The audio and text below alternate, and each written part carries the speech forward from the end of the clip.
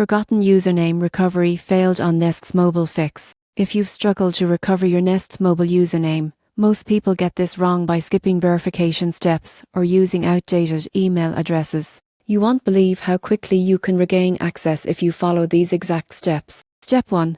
Open the NZX Mobile app and tap Forgot Username.